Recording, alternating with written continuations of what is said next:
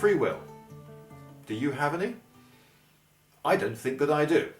And I'm afraid I don't think that you do either. But I also think that this is no bad thing. So, everything is all right.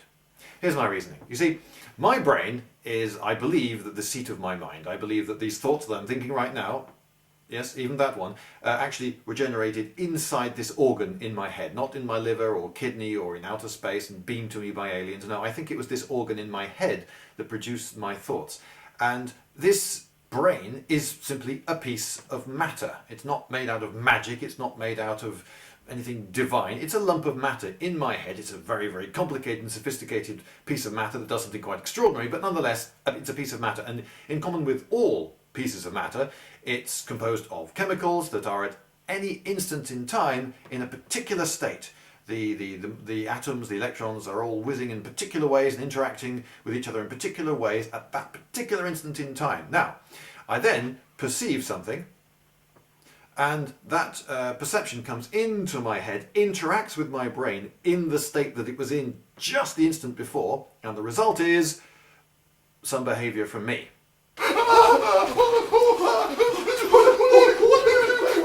It's pretty much direct, but there's an input, gets processed, there's an output. But every time I perceive something, it changes my brain. The physical state of my brain.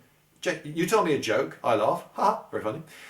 You tell me exactly the same joke again, you won't get the same laugh, because I've now got a different brain that has the memory of your just having told me that joke. So I don't actually make a choice about how to behave, although I do have an extremely convincing illusion of free will. But I don't actually have free will.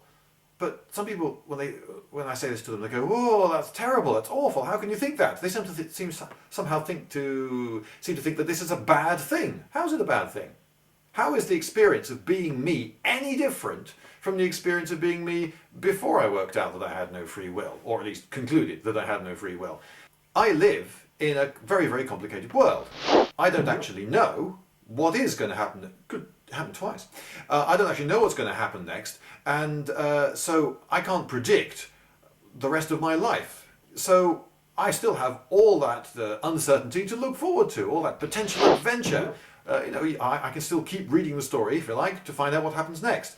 And because I don't have conscious access to everything my brain's doing, in fact I have conscious access to very little of what my brain is doing, this means that even if I could predict exactly what was going to happen tomorrow, I still wouldn't know how I would behave in reaction.